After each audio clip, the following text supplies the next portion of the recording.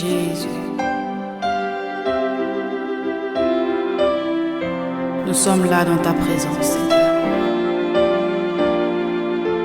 Nous venons te dire merci. Merci pour toutes les fois où tu t'es manifesté dans nos vies. Merci pour toutes les fois où nous étions dos au mur et que tu as manifesté ta puissance. Et que par la puissance de ta main, tu nous as délivrés. Comme le dit David, mon âme loue l'Éternel et n'oublie aucun de tes bienfaits.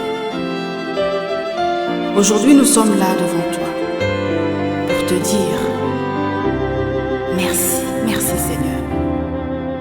Alléluia. El Shaddai, Dieu Tout-Puissant, sois élevé. Jésus.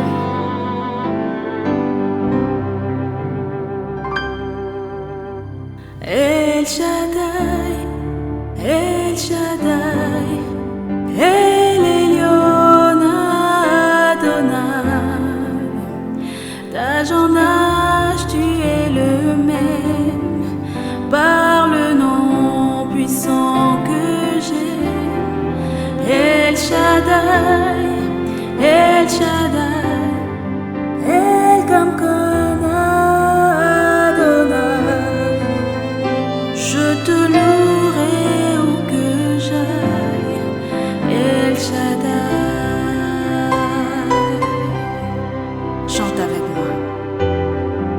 Disons merci à Dieu, parce qu'il est le Tout-Puissant et qu'il est fidèle. Tous les jours, il renouvelle ses bontés. Tous les jours, il nous fait du bien, même lorsque nous ne le voyons pas, même lorsque nous ne le sentons pas. Il agit. Sa main puissante et agissante et fidèle. Chante avec moi, El Shaddai. Alléluia. El Shaddai, El Shaddai, El Elyon Adonai. D'âge en âge, tu es le même, par le nom puissant que j'ai. El Shaddai, El Shaddai, El Kamkan Adonai. Je te louerai où que j'aille, El Shaddai. Ton amour et ta bonté pourra apparemment tout changer. La puissance de ta main dans la mer fit un chemin. À ce que l'on méprisait, tu accordes tes bienfaits. Par ta grandeur, tu les as libérés. El Shaddai, El Shaddai, El Elyon Adonai. D'âge en âge, tu es le même, par le nom puissant que j'aime. El Shaddai, El Shaddai, El Kamkan Adonai. Je te louerai où que j'aille, El Shaddai. Je te louerai où que j'aille. Je te louerai où que je sois. Je te louerai, qu'importe les circonstances. Je te louerai, Seigneur, même lorsque je ne te verrai pas en train d'agir, parce que je sais que tu agis toujours et en tout temps.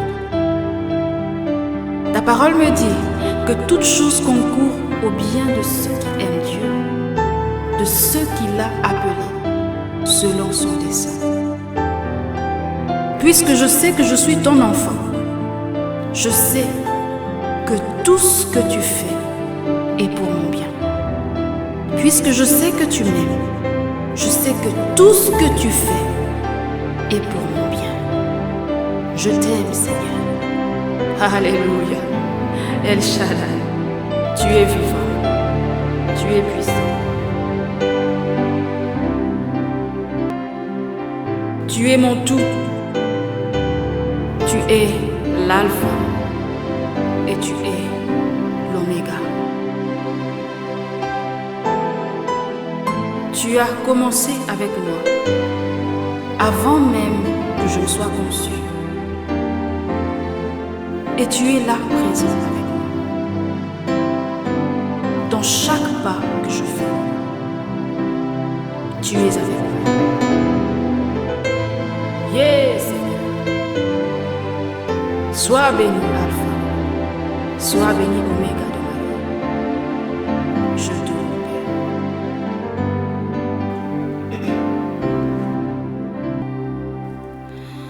Reçois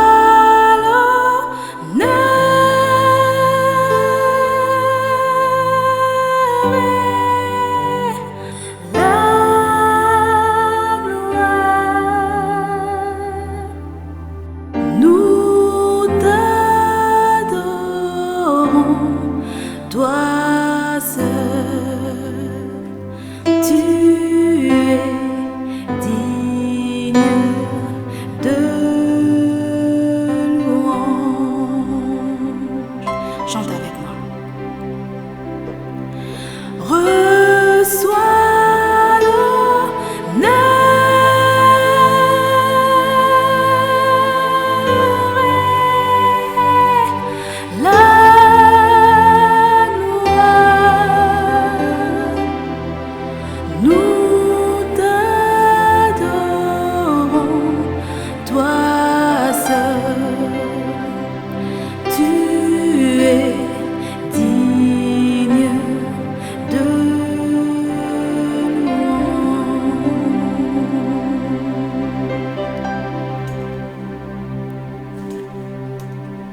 tu es Alpha et Oméga,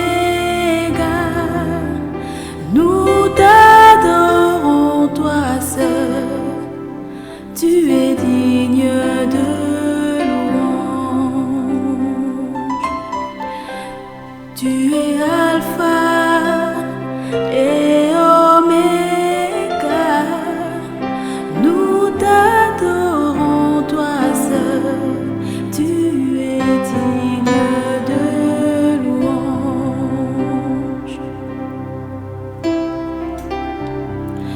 Reçois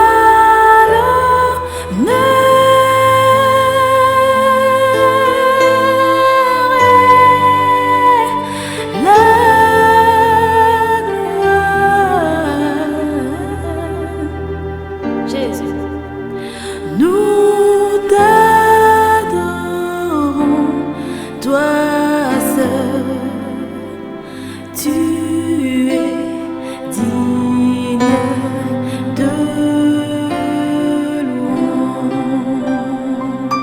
J'aimerais que tu jettes un regard en arrière. Regarde ton histoire.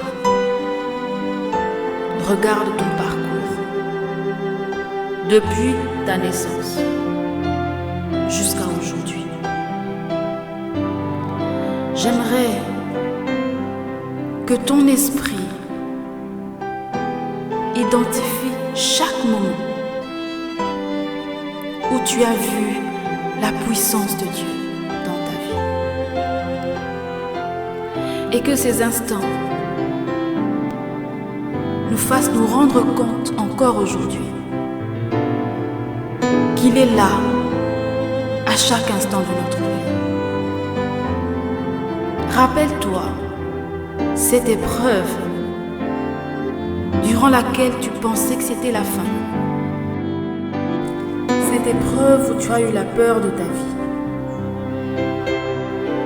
Cette épreuve qui avait l'air de n'avoir aucune issue. souviens-toi de comment il t'a secouru. Il y a des situations que nous traversons sans même nous rendre compte que nous l'avons traversée. Et c'est après des jours, après des mois, après des années, qu'on se rappelle qu'on était dans cette situation. Et comme maintenant, on se pose la question de savoir, Seigneur, qu'est-ce qui s'est passé? Comment tu as fait? Quand est-ce que s'est produit le shift? À quel instant précis la page s'est tournée? Notre Dieu est amour. Il est le frayeur de chemin. Il est un Dieu de miracles. Notre Père qui nous a choisis avant même que nous puissions exister est fidèle et il est là. J'aimerais que tu t'en souviennes encore et que tu chantes avec moi qu'il est l'alpha et qu'il est l'oméga. Tant qu'il n'a pas dit un mot, aucun cheveu de ta tête ne peut tomber. Tant qu'il n'a pas dit un mot, le point final de ta vie ne peut pas être placé. J'aimerais que tu chantes avec moi. Reçois l'honneur, reçois l'honneur. Reçois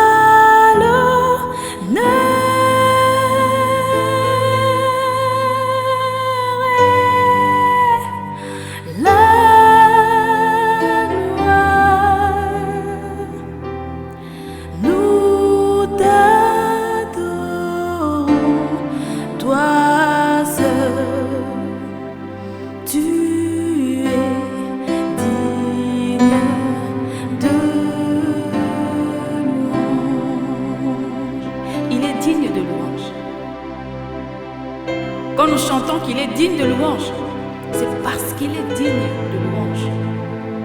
Il est digne de notre adoration.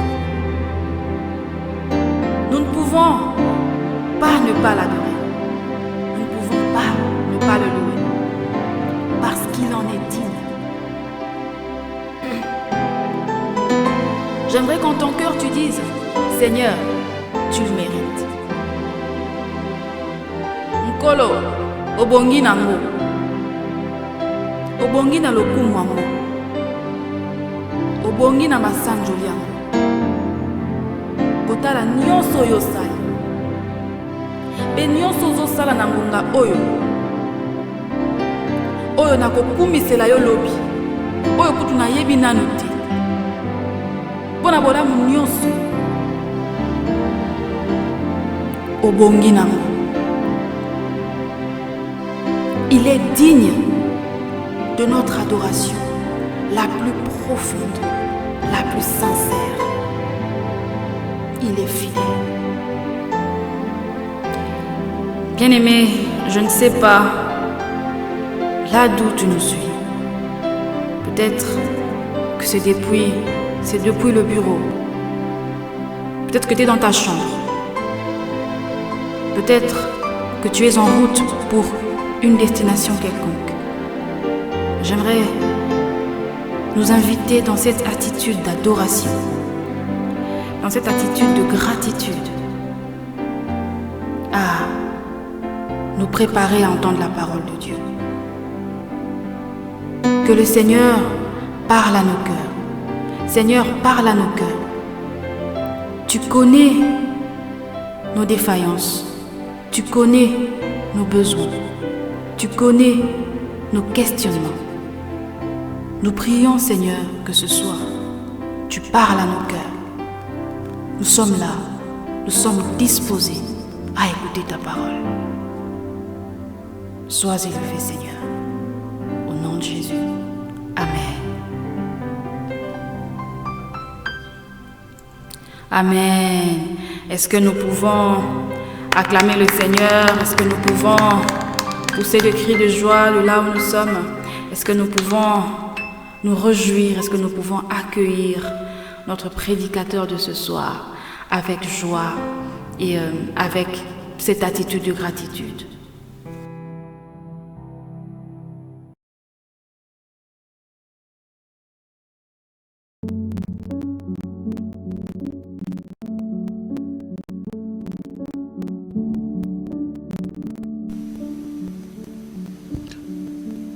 Je vous salue tous, bien-aimés dans le Seigneur, vous tous qui me suivez en ce moment précis. Nous allons parler d'un thème très important dans un grand thème du séminaire. Grandir. Grandir est le thème du séminaire qui va être développé non seulement par moi, mais par d'autres éminents hommes de Dieu. Et moi, je vais parler sur grandir dans la sanctification. Prions. Père, nous te remercions pour cette occasion que tu nous offres de pouvoir partager ta parole de vie avec mes frères et sœurs qui nous suivent, mais aussi avec d'autres personnes qui ne croient pas en Jésus, mais qui sont intéressées de suivre cette émission. Bénis chacun de nous, parle à chacun de nous, plante ta parole qui est une semence incorruptible dans nos cœurs. C'est elle qui nous fait grandir réellement en Jésus-Christ. Merci de nous tenir compagnie pendant tous ces messages. Amen. Moi, je vais développer, grandir dans la sanctification.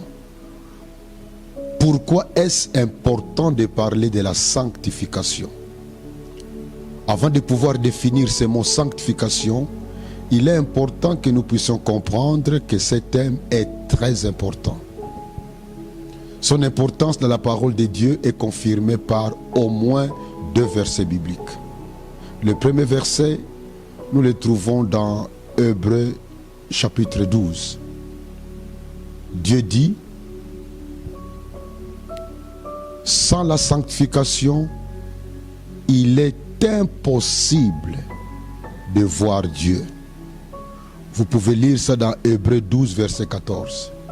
Sans la sanctification, on ne peut pas voir Dieu. Et quand nous lisons dans 1 Pierre 1,15, Dieu dit, je suis saint, il faut que vous soyez saints. C'est une parole qu'il avait proclamée dans l'Ancien Testament.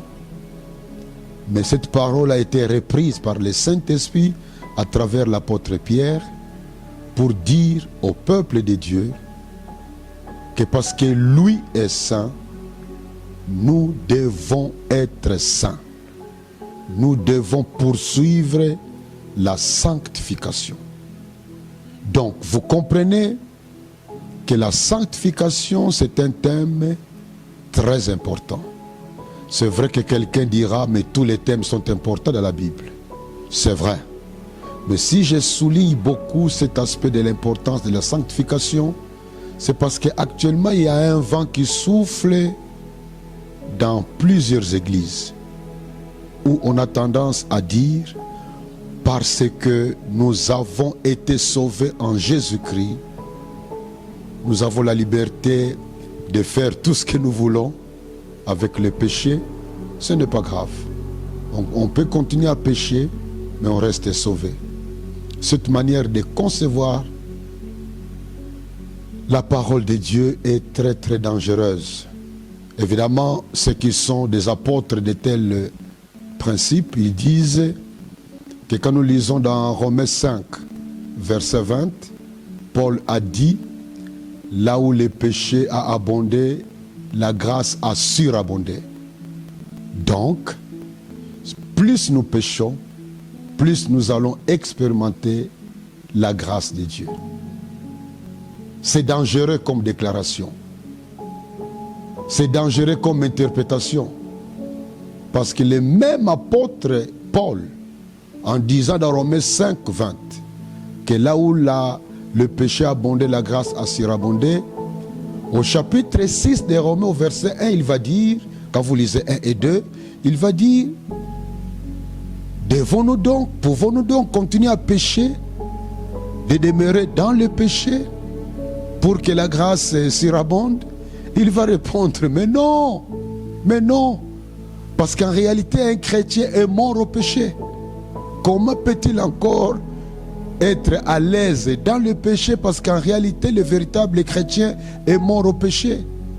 Et quand vous lisez Romains 5 verset 12 jusqu'à la fin du chapitre 8 des Romains, vous verrez que dans cet ensemble de passages bibliques, Paul parle du thème de la sanctification, même s'il utilise plusieurs autres mots qui contiennent la même idée de la conception et de la sanctification.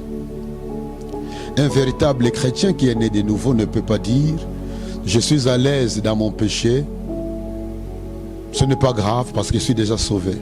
C'est un enseignement diabolique, malheureusement, qui est cru par plusieurs personnes, même des hommes et des femmes qui parlent, soi-disant, de la part de Dieu.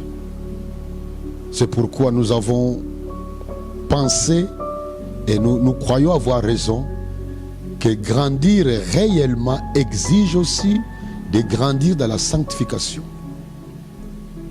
Qu'est-ce que la sanctification? Avant de définir la sanctification, il est important que je puisse d'abord situer ce thème dans le plan de Dieu pour le salut de l'homme. Nous savons tous que dans Genèse 1 et 2, il nous est parlé comment l'homme avait une relation et communion parfaite avec Dieu. L'homme était ami de Dieu, ami intime de Dieu. Dans Genèse 3, nous apprenons que cette relation avec Dieu a été interrompue par le péché. Le diable, en tant qu'usurpateur, il est entré dans l'histoire de l'humanité.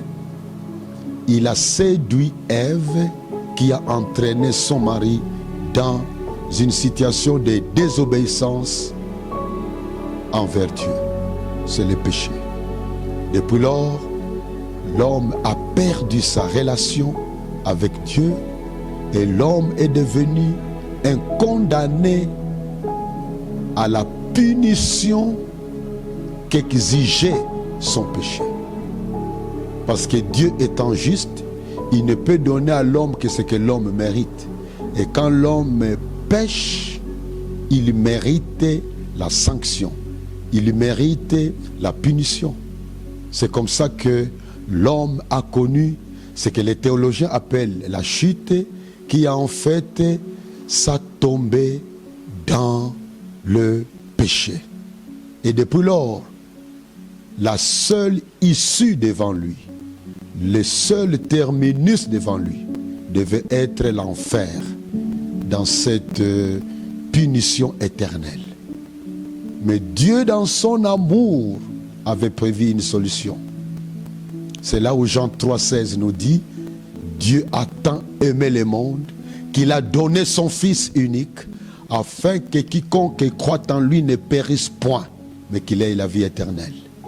Dieu a donné Jésus-Christ non seulement comme expression de son amour pour l'homme, mais comme le seul moyen du salut de l'homme.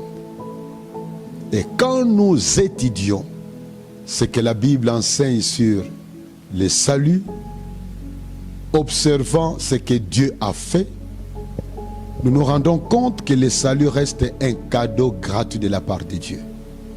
C'est Dieu qui a eu l'idée de sauver l'homme. C'est Dieu qui a déclaré depuis Genèse 3 verset 15 à Satan que quelqu'un naîtrait d'une femme viendra écraser ta tête. Cette déclaration a eu son accomplissement dans la nouvelle alliance. Jésus est venu en tant que Dieu incarné. Il est venu sur la terre pour accomplir la mission que son Père lui avait confiée de sauver l'homme. Il a accepté de porter le fardeau de tous les péchés des hommes que Dieu a placé sur lui quand il était sur la croix de Golgotha. Jésus a été puni à la place de toi et de moi, de tout homme, de toute femme. Il a accepté la punition. Il est mort comme substitut de l'homme. Il est mort à la place de l'homme. Et quiconque croit en lui, s'étant repenti de sa vie de péché, la Bible confirme que c'est quelqu'un qui reçoit de la part de Dieu tout ce que le sacrifice de Jésus-Christ a pu acquérir pour l'homme d'auprès de Dieu. C'est pour cela que quand nous parlons du salut, il faut souligner les différentes étapes de ce qui se passe au moment où quelqu'un accepte Jésus comme Sauveur et Seigneur. 1. C'est Dieu qui appelle l'homme au salut en l'orientant vers Jésus-Christ. 2. C'est Dieu qui fait naître de nouveau, qui régénère l'homme qui vient à Jésus par sa foi. 3. C'est l'homme qui accomplit, c'est Dieu qui accomplit la justification, l'acte par lequel Dieu déclare l'homme être parfait, juste, parce que tout son péché a été ôté par l'œuvre de la croix de Golgotha de Jésus-Christ. Et 4, Dieu adopte l'homme qui vient de croire en Jésus-Christ. Nous voyons donc ces opérations que Dieu accomplit en faveur du sauvé. 1, il appelle. 2, il le fait naître de nouveau. 3, il le justifie. Et 4, il adopte. Et au même moment, ce sont des opérations dont je parle d'une façon chronologique, mais en réalité, elles ont lieu au même moment qu'une personne se repent de sa vie de péché et croit en Jésus-Christ comme Sauveur et Seigneur. À ce moment-là, a lieu ces opérations dont je parle ici. Alors, la 5e opération qui a lieu à ce moment-là aussi, se nomme la sanctification. C'est l'acte par lequel Dieu met à part pour lui quiconque croit en Jésus-Christ comme Sauveur, comme Seigneur. Et quand nous parlons de la sanctification, cette mise à part de quelqu'un par la foi en Jésus-Christ, il est important de souligner d'abord ce que le mot lui-même sanctification signifie. Sanctification, c'est action de sanctifier. Et sanctifier signifie mettre à part, signifie purifier, signifie consacrer, signifie recevoir Jésus comme vêtement qui nous couvre devant Dieu. Je souligne bien, recevoir Jésus-Christ comme un vêtement. On s'est vêti de Jésus-Christ pour que finalement devant Dieu nous paraissons aussi parfaits que Jésus-Christ le. Ces actes-là, même l'adoption, il nous adopte comme son enfant, comme ses enfants. Et ces actes-là ont lieu au même moment que le phénomène appelé sanctification. Être mis à part du péché, être mis à part du monde, être mis à part de toute la souillure de ce monde. Pour Dieu, attaché à Dieu, vivant pour les intérêts du royaume. La Bible, quand elle nous parle de la sanctification, il est important de souligner 4 sortes de sanctification dont nous parle la Bible. La première sanctification, c'est ce que je peux appeler la sanctification pré-conversion. C'est-à-dire la sanctification qui a lieu avant la conversion de quelqu'un. Dans 1 Corinthiens 7, 14, Paul nous parle du mari païen d'une chrétienne. Paul nous dit, le mari d'une femme croyante en Jésus-Christ, son mari qui est païen, est sanctifié grâce à la foi de son mari à Jésus. Cela signifie quoi? Cela signifie que le mari d'une païenne est déjà potentiellement mis à part pour Dieu. Parce que du fait que son épouse est chrétienne, eh bien, si je peux parler en termes de pourcentage, le pourcentage pour que cet homme devienne chrétien un jour est beaucoup plus grand que s'il s'agissait d'un mari païen marié à une femme païenne. Parce que du fait que l'homme païen est attaché à une femme croyante, eh bien, la vie de cette femme-là, son témoignage, son attachement à Dieu, sa pratique de la vie chrétienne, en étant en contact avec la Bible, en menant une vie de prière, en étant obéissante, soumise à son mari, en ayant une vie marquée par des vertus chrétiennes, cette vie-là fera en sorte que son mari est plus proche du salut. C'est la sanctification pré-conversion. Deuxièmement, il y a la sanctification positionnelle. C'est-à-dire que quand quelqu'un croit en Jésus-Christ comme Sauveur et Seigneur, il devient saint. Il est mis à part. Il est 100% saint devant Dieu. Il est mis à part pour Dieu. Il est consacré à Dieu. C'est la sanctification positionnelle. C'est-à-dire, par sa position en Jésus-Christ, il est saint. Je suis saint. Tu es saint. Quiconque croit en Jésus-Christ comme Sauveur et Seigneur est saint. Nous sommes des saints. Je suis saint si tu Luemba. Toi qui m'entends, si tu es vraiment né de nouveau, enfant de Dieu, si tu t'appelles Anselme, tu es saint Anselme. Si tu t'appelles Antoinette, tu es sainte Antoinette. Nous n'avons pas besoin que l'Église prie après ma mort pour discerner si je peux être canonisé saint ou sainte ou pas. Non, la Bible nous dit notre foi en Jésus-Christ fait de nous des saints. C'est pourquoi nous remarquerons souvent dans le Nouveau Testament, surtout dans les livres des Actes des Apôtres, que l'appellation des chrétiens, c'est saint.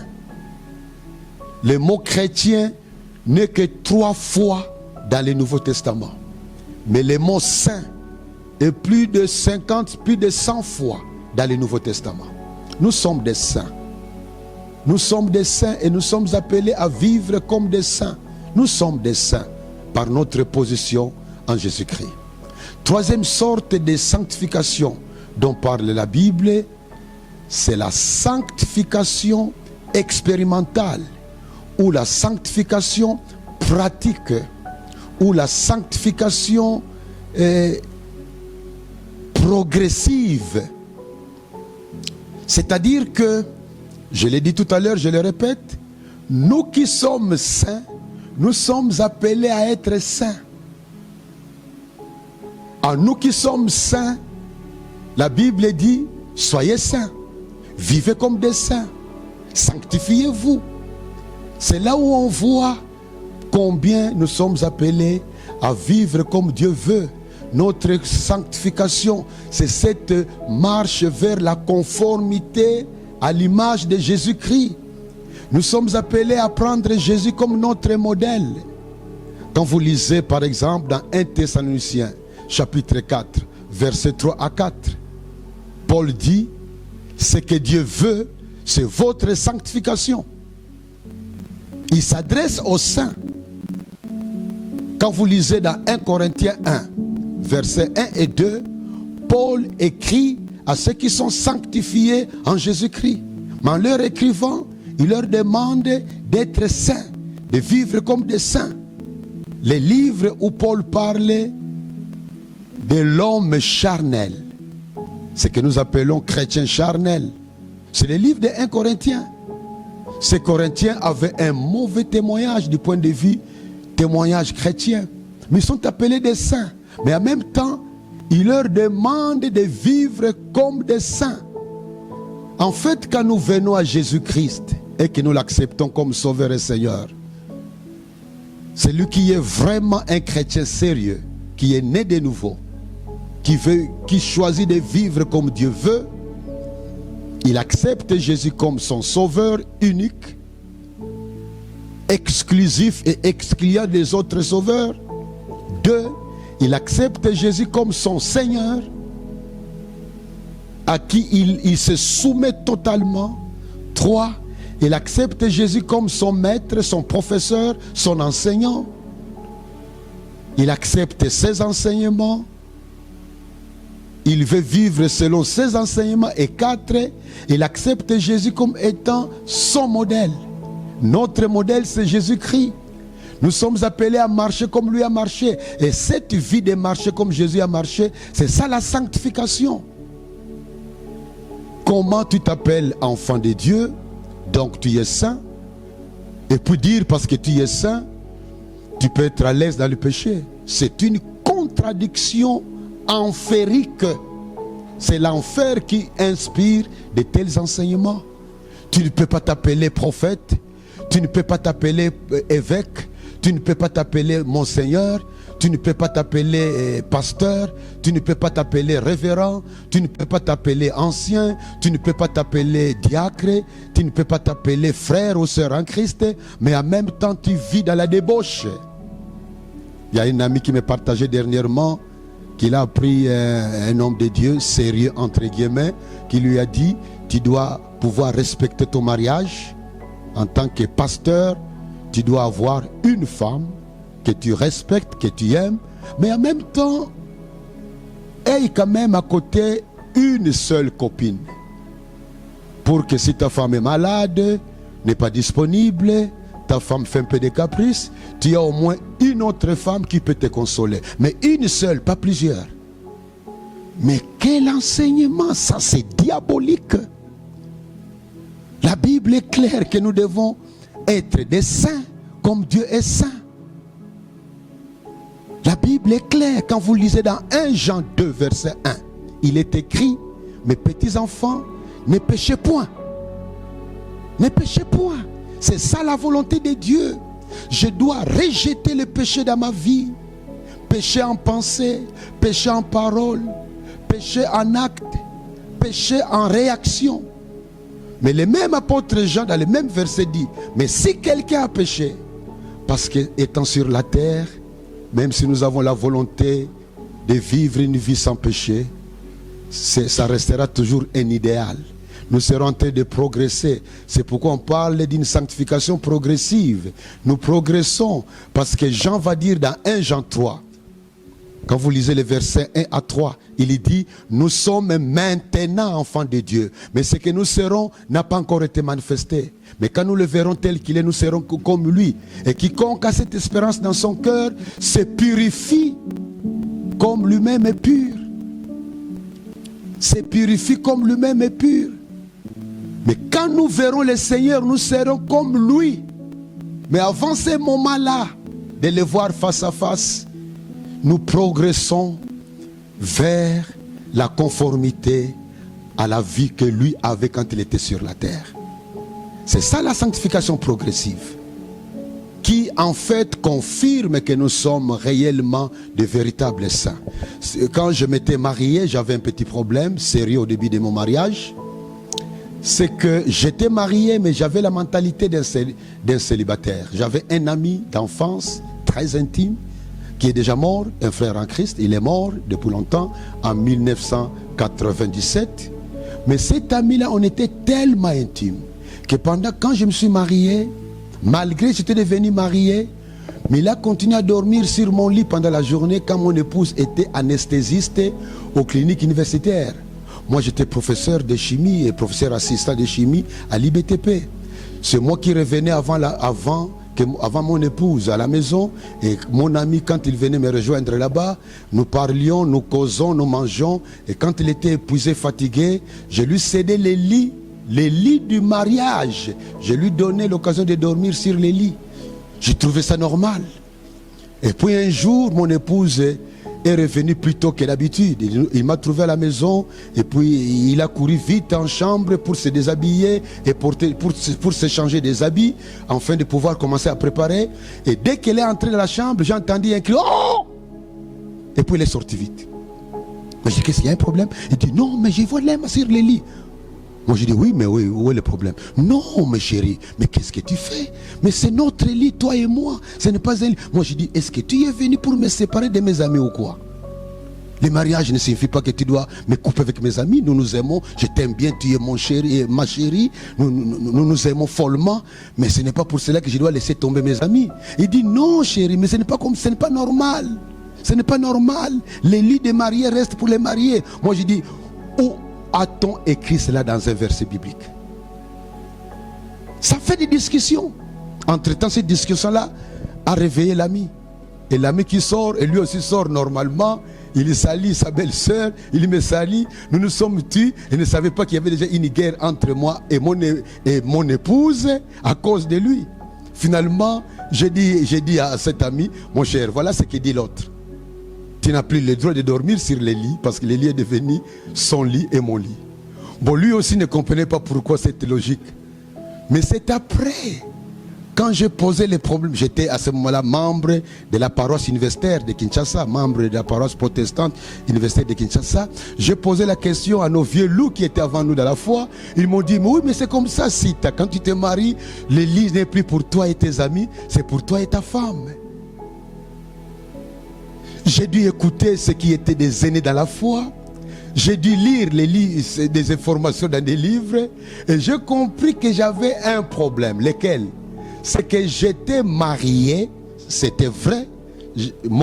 Un fait vrai dans ma vie à ce moment-là par rapport au mariage. J'étais un homme marié. Mais la mentalité est encore la mentalité des célibataires. Il fallait que mon mental change.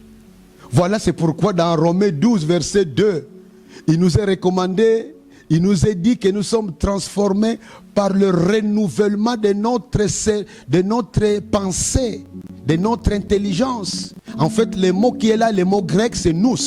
Nous sommes transformés par le renouvellement de notre nous. Le nous, là, c'est, en anglais, on dira mind. En français, on parle de mentalité. Quand nous parlons de changement de mentalité, c'est vrai, il n'y a que la parole de Dieu qui transforme réellement notre mentalité par la puissance du Saint-Esprit. Quand on devient enfant de Dieu, il y a un malheur pour certains chrétiens, c'est qu'il est un véritable chrétien né de nouveau, mais la mentalité est encore la mentalité du monde. Voilà pourquoi nous devons grandir, même au niveau de la connaissance de la parole de Dieu. Nous devons grandir dans la sanctification de notre pensée. Et quand la pensée est sanctifiée, cette sanctification va se manifester au niveau de nos émotions, au niveau de nos actes, au niveau de notre conduite, au niveau de notre comportement, au niveau de notre façon de vivre. Ça, c'était la sanctification progressive ou expérimentale ou pratique. J'ai beaucoup traîné parce que c'est ça en fait qui concerne notre vie de chaque jour. Mais il y a la quatrième sanctification. C'est la sanctification absolue, totale, complète, qui est future à chaque chrétien, que nous aurons dans l'éternité. Parce qu'en fait, Jésus non seulement il nous a libérés de la punition du péché, mais chaque jour, il nous libère de la puissance, la tyrannie, la domination du péché. Et le futur, Jésus nous libérera de la présence du péché. Dans l'au-delà, le péché n'existera plus jamais. Et c'est là où nous serons de véritables saints, absolument, totalement, complètement devant Dieu. En fait, c'est là où la sanctification initiale, où la sanctification positionnelle sera vécue totalement en tant que sanctification absolue. Bien-aimés dans le Seigneur, c'est très important d'être conscient de telles vérités. C'est là où on se rend compte que la vie que nous aurons dans l'au-delà, nous commençons à l'expérimenter sur la terre. Alors, quelqu'un qui dit qu'il est enfant de Dieu, mais il est encore amoureux de certains péchés. Il est tolérant de certains péchés. Il vit à l'aise dans certains péchés. C'est anormal. Un véritable chrétien doit expérimenter cette vérité qui dit le péché est devenu un accident et non une habitude. Et quand tu te rends compte que dans l'expérience de la sanctification progressive, tu ne fais qu'expérimenter des chutes, tu ne fais qu'expérimenter des échecs, c'est là où il faut utiliser les moyens que Dieu nous offre pour expérimenter vraiment la victoire sur le péché. Cette victoire qui nous est donnée comme un cadeau de la part de Jésus-Christ. Quels sont ces moyens de sanctification que Dieu a mis à notre disposition? Nous avons la Bible, les contacts avec la parole de Dieu, obéir à ce que nous apprenons de la parole de Dieu. Quand vous lisez les psaumes 119, verset 105, il est écrit, la parole de Dieu, c'est la lumière sur notre chemin. Quand vous lisez les psaumes 119, versets 9 et 11, on nous montre que la parole de Dieu, c'est notre guide sur notre vie de chaque jour, qui nous montre le chemin à suivre pour marcher comme Dieu veut. La parole de Dieu. Un deuxième moyen de vivre une vie de sanctification, c'est la prière. C'est par la prière que nous impliquons la main toutes les puissances de Dieu en notre faveur. C'est par la prière que nous tirons la puissance de Dieu qui est déjà en nous. Parce que Dieu vivant habite en nous, qui est déjà en nous. Nous profitons de cette puissance par notre vie de prière. Un troisième moyen, c'est la communion fraternelle. En vivant avec nos frères et sœurs en Christ, il y a des péchés que nous ne ferons pas parce que nous ne voulons pas scandaliser les autres. Il y a des péchés que nous ne ferons pas parce que nous refusons qu'on puisse nous critiquer. Même si c'est à cause des critiques que nous fuyons, mais effectivement le péché n'est pas commis. Et Dieu nous cote positivement. La vie avec les autres aussi nous profite parce que nous pouvons imiter des frères ou sœurs qui vivent comme Dieu veut. Vivre avec les autres est très stimulant, motivant et très encourageant pour voir comment nous sommes censés vivre comme les autres vivent dans l'obéissance à la parole de Dieu. Un autre moyen de sanctification, c'est la mise sous discipline. Quand quelqu'un commet un péché scandaleux, dans les églises sérieuses, on pratique encore la mise sous discipline de la personne.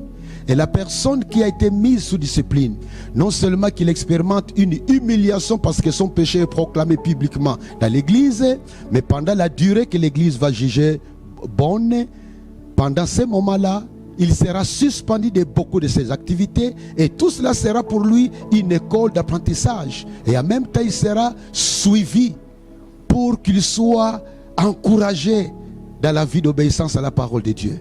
Et notre moyen de sanctification, c'est le ministère pour le Seigneur. C'est travailler surtout dans la formation des disciples. C'est le travail numéro 1 que le Seigneur a donné à son Église. Quand nous sommes impliqués dans la formation des disciples, il y a beaucoup de péchés que nous allons éviter. Parce que simplement, nous voudrons que les gens que nous formons soient des chrétiens sérieux et nous ne voulons pas qu'ils puissent imiter nos mauvaises actions, nos mauvaises paroles, nos mauvaises attitudes. C'est pourquoi quiconque est impliqué dans la formation des disciples, s'il est vraiment sérieux dans le Seigneur, il va continuer à entretenir cette sériosité, je peux créer un mot, de la vie chrétienne. Bien-aimés dans le Seigneur, et notre moyen de sanctification, c'est la participation au sacrement. L'église a 2 sacrements. Le premier, c'est le baptême, et le deuxième, c'est la Sainte Seine. La participation à la Sainte Seine, c'est un puissant moyen de sanctification, parce que chaque fois que nous sommes devant les éléments, le pain et la boisson, nous nous souvenons de tout ce qui est lié à la mort de Jésus-Christ à la croix de Golgotha. Et quand nous comprenons qu'il est mort à cause de nos péchés, il est rare que quelqu'un aime le péché à cause duquel Jésus est mort. Bien-aimé dans le Seigneur, j'ai dit beaucoup de choses. Mais pour terminer, je te pose la question. Quand tu observes ta propre vie, parlons simplement de la sanctification progressive. Comment va ta vie de sanctification? Dans cette vie de sanctification, Dieu a une grande part. Mais tu as aussi une grande part, un grand rôle à jouer. C'est prendre Dieu au sérieux et choisir jour après jour d'agir selon la volonté de Dieu. Et le Seigneur a toujours son grand amour à nous manifester pour nous donner la victoire sur des tentations qui nous tourmentent ou sur des péchés qui nous reviennent souvent. Vous qui m'avez écouté avec attention, si l'un de vous a un péché dans sa vie qui l'a transformé en esclave, il y a un péché dans ta vie qui te domine dans un domaine quelconque de ta vie, je voudrais prier pour toi. Seigneur Jésus, je te confie mon frère ou ma soeur qui m'a écouté. Tu connais celui qui a un problème de gestion de ses tentations, un problème d'être victime de la domination des péchés, alors que tu nous appelles à une vie de victoire sur les péchés, mais mon frère ou ma soeur a une vie de défaite devant le péché. Je prie pour que il soit libéré de la domination du péché. Je prie pour que la vie de victoire et de sainteté devienne une expérience de chaque jour. Et merci pour la provision que tu nous donnes de pouvoir confesser nos péchés quand nous nous rendons compte d'un péché quelconque dans nos vies. Dans ta parole, il est écrit, si nous confessons nos péchés, toi tu es fidèle et juste pour nous les pardonner et pour nous donner l'expérience de la victoire de chaque jour sur la vie du péché. Touche mon frère, touche ma soeur, bénis chacun de nous. Au nom de Jésus-Christ, Amen.